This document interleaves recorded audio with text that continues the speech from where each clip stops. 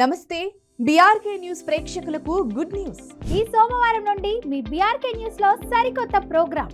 Stock market లో కొత్త trends ఏంటి? మ్యూచువల్ ఫండ్స్ లో ఇన్వెస్ట్ చేయాలా? బంగారం, వెండి, మెటల్స్ మార్కెట్ ఎలా కదులుతున్నాయి? ప్రముఖ సీనియర్ అనలిస్టులతో విశ్లేషణ, రోజువారీ మార్కెట్ అప్డేట్స్, మీ ఇన్వెస్ట్మెంట్స్ కి సరైన దారి తీసే చిట్కాలు అన్నీ ఒకే వేదికపై. Hello viewers, welcome to BRK real estate. నేను మీ ఫాతిమా. ఈరోజు మనతో పాటు ఉన్నారు famous real estate expert Nanduri Ravikumar గారు మనతో పాటు ఉన్నారు. సార్తో మాట్లాడి పూర్తి వివరాలు తెలుసుకుందాం. నమస్తే అండి. నమస్తే. ఎలా ఉన్నారు? ఫైన్. నువ్వు ఎలా ఉన్నామ్మా? బాగున్నానండి. సార్, ఇప్పుడు చూసుకుంటే హైదరాబాద్ కావచ్చు, లేదంటే ఆంధ్ర కావచ్చు, ఈ రెండిట్లో రియల్ ఎస్టేట్లో ఇన్వెస్ట్మెంట్ పెట్టడం కరెక్ట్ టైమా కాదా అని చెప్పి అడగమన్నారు ఒక పర్సన్. అండ్ ఇంకొన్ని క్వశ్చన్స్ కూడా అడగమైతే జరిగింది, నేను నోట్ చేశాను, అడిగేస్తున్నానండి. ఇప్పుడు ఇన్వెస్ట్మెంట్ చేయడం బెస్ట్ టైమేనా? ఇప్పుడు హైదరాబాద్లో రిజిస్ట్రేషన్స్ రీబౌండ్ అవుతున్నాయి. లాస్ట్ ఫ్యూ మంత్స్లో 13% గ్రోత్ ఉంది. మార్కెట్ మళ్ళీ పాజిటివ్గా మూవ్ అవుతుంది.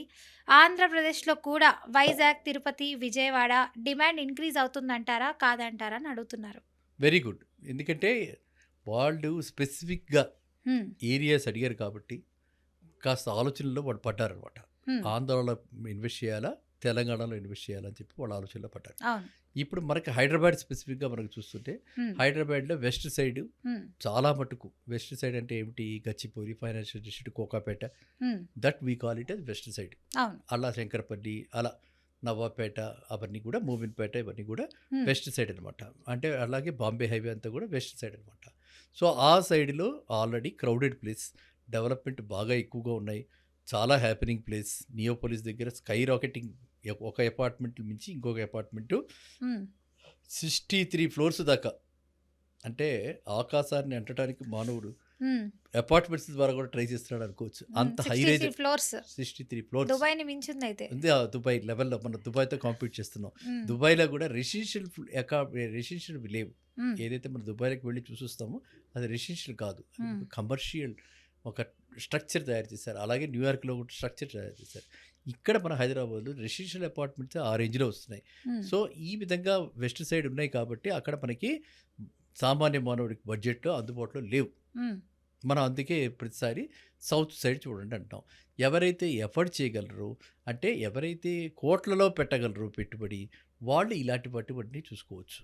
చూసుకుంటే ఏమవుతుంది, ఇవన్నీ హ్యాండ్ ఓవర్ అయ్యేటప్పటికి ఈ మనకి ఇక్కడ కోకాపేట సెంట్రిక్గా అయిపోయి, అవన్నీ కోకాపేట దగ్గర చాలా ఇవన్నీ కూడా బిల్డింగ్స్, చాలా టెక్నాలజీ, ఎస్సీజెట్లు అవన్నీ వస్తున్నాయి కాబట్టి ఫ్యూచర్లో వీటన్నిటికీ కూడా మంచి డిమాండ్ ఉంటుంది. మరి ఇక ఈస్ట్ గోదావరి చూసుకుంటే మనం ఇప్పుడు వైజాగ్ కావచ్చు, విజయవాడ, పశ్చిమ గోదావరి, సో ఇట్లాంటివన్నీ చూసుకుంటే ఈ ఏరియాస్లో తిరుపతి ఇవన్నీ కొంచెం పెరుగుతుంది అంటారా? ఇప్పుడు మీరు దీని నుంచి అటు జంప్ అయిపోయి అటువైపు పడిపోతే మనం వైజాగ్ గురించి చెప్పుకున్నాం ఒక వీడియో. అంటే తెలంగాణ గురించి ఈ ప్లేసెస్ చెప్పారు మీరు. అవును, హైదరాబాద్లో ఇవి. ఇప్పుడు ఆంధ్ర సైడ్ వచ్చేప్పటికి వైజాగ్ మనం ఇదివరకు ఆల్రెడీ ఒక వీడియోలో కవర్ చేసాం, కాకినాడలో కవర్ చేసాం, ఈస్ట్ గోదావరి కాకినాడ. అలాగా అక్కడ ఏమైపోతుందనంటే ఆయన కనెక్టివిటీకి బాగా ఫోకస్ చేస్తున్నారు. ఎవరు? సిబిఎన్ గారు. ఈ కొత్త గవర్నమెంట్ వచ్చాక కనెక్టివిటీకి బాగా ఫోకస్ చేసి ప్రతి జిల్లాలో ఆల్మోస్ట్ మనకు ఒక హెలిప్యాడ్, ఎయిర్పోర్ట్ వచ్చేలా ట్రై చేస్తున్నారు. సో ఇప్పుడు భోగాపురం దగ్గర అయితే ఇంటర్నేషనల్ ఎయిర్పోర్ట్, వైజాగ్లో ఇంటర్నేషనల్ ఎయిర్పోర్ట్, మళ్ళీ గన్నవరంలో ఆల్రెడీ ఇంటర్నేషనల్ ఎయిర్పోర్ట్ గన్నవరంలో, అండ్ తిరుపతిలో ఇంటర్నేషనల్ ఎయిర్పోర్టు, అదేవిధంగా కర్నూలులో ఇంటర్నేషనల్ ఎయిర్పోర్టు. ఈ విధంగా 4 పెద్ద ఎయిర్పోర్ట్స్, మధ్యలో కనెక్టివిటీ మిగతా చిన్న చిన్న ఎయిర్పోర్ట్స్, అలాగ వెళ్ళడానికి ఆయన ప్లాన్ చేసుకుని చేస్తున్నారు. ఒకటి. నెక్స్ట్ వాళ్ళకు ఉన్నటువంటి సీ కోస్ట్ ఉంది కాబట్టి ఆ సీ కోస్ట్ అంతా వాడుకుంటూ అక్కడ డెవలప్మెంట్స్ అవుతున్నాయి కాబట్టి ఆ ఏరియాస్ ఇప్పుడు వాళ్ళు ఏవైతే చెప్పారో ఆ ఏరియాస్లో స్పెసిఫిక్గా మనం చూసుకుంటే Vizag is very good for investment.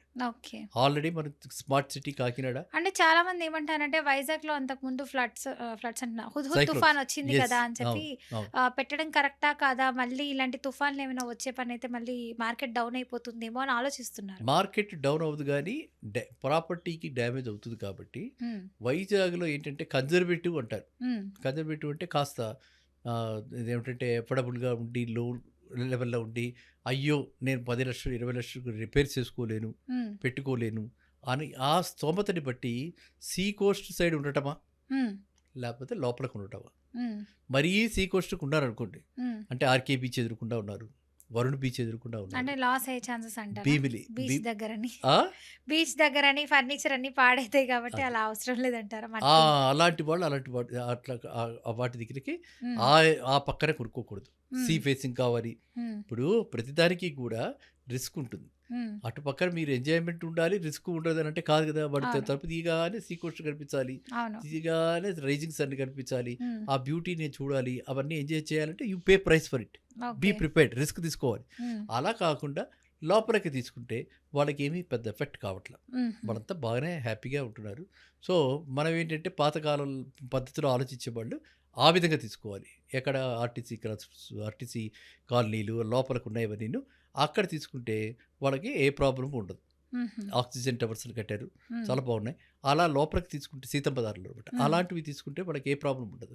అదే గనక సీ కోస్ట్ సైడ్ తీసుకుంటే మీరు చెప్పిన కరోషన్ ఈ ప్రాబ్లమ్స్ అలాగే ఎక్కడైనా సరే హ్మ్. అది వైజాగ్ కానీ, కాకినాడ కానీ, నెల్లూరు కానీ హ్మ్. ఎక్కడైనా సరే ఎక్కడ సీ కోస్ట్ ఉంటుందో అక్కడ సీ కోస్ట్‌కి దగ్గరగా తీసుకుంటే ఈ ప్రాబ్లమ్ ఉంటుంది కాబట్టి హుహు. మనం కొంచెం ఎవేగా తీసుకున్నా కూడా హ్మ్. మనకు కావాల్సినప్పుడు సీ కోస్ట్‌కి వెళ్ళొచ్చు, రావచ్చు. హుహు. అంతే కదా! సాటర్‌డే, సండే అలా అంతే. అంతే. కావాల్సినప్పుడు అన్‌వైండ్ అవ్వడానికి బాగుంటుంది. అవును. ఇంకా డెవలప్‌మెంట్ పార్ట్ ఆఫ్ ఇట్ వచ్చేస్తే టూరిజం ప్లేసెస్ చాలా పెరుగుతున్నాయి. హ్మ్. అంతటా కూడా టూరిజం డెస్టినేషన్స్ బాగా పెరుగుతున్నాయి. అవును. ఇప్పుడు మీరు తెలంగాణ గానీ, ఆంధ్ర హ్మ్. గానీ చూస్తే ఇద్దరు కూడా సీఎంస్ ఇద్దరు కూడా హ్మ్. జీడీపీలో 10% కనీసం ఓకే. కంట్రిబ్యూషన్ జీడీపీలో 10% టూరిజం నుంచి రావాలని హ్మ్. దే ఆర్ ఐడెంటిఫైయింగ్ ప్లేసెస్ అనమాట. ఆ ప్లేసెస్ అన్నిట్లో కూడా టూరిజం ప్రమోట్ చేస్తున్నారు కాబట్టి ఆ టూరిజం ప్లేసెస్‌లో ఖచ్చితంగా బాగా ఉంటుంది. ఓకే. సో, అలాంటి ప్లేసెస్ హైదరాబాద్ చుట్టుపక్కల అంటే తెలంగాణలోనూ అలాంటివి బాగా డెవలప్ అవుతున్నాయి. హ్మ్. అక్కడ కూడా అలాంటివి బాగా డెవలప్ అవుతున్నాయి. హుహు. సో, అలాంటి ప్లేసెస్‌లో ఇన్వెస్ట్ చేసుకుంటే కూడా మంచి లాభపడతారు. ఓకే. టూరిజం ప్లేసెస్ గానీ, ఇండస్ట్రియల్‌గా గ్రోత్ వస్తున్నటువంటి ఈ ప్లేసెస్‌లో గానీ, హ్మ్. లేకపోతే సాఫ్ట్‌వేర్ రిలేటెడ్‌గా అయితే ఓన్లీ సెంట్రిక్‌గా నెల్లూరు దగ్గర, హ్మ్. మన అమరావతి దగ్గర, హ్మ్. వైజాగ్ దగ్గర సాఫ్ట్‌వేర్ వస్తున్నాయి. హ్మ్. ఇవి ఈ ప్లేసెస్ గానీ మనం ఇన్వెస్ట్ చేస్తే ఖచ్చితంగా వీళ్ళు లబ్ధిదారులవుతారు. హ్మ్. అండ్ తెలుగు రాష్ట్రాలు రెండిటికి కూడా మనం చూస్తున్న ప్రకారంగా హ్మ్. రాబోయే రోజుల్లో అంటే అక్కడ కొంచెం టైం పట్టొచ్చు అమరావతిలో. అవును. కానీ టైం పట్టొచ్చు.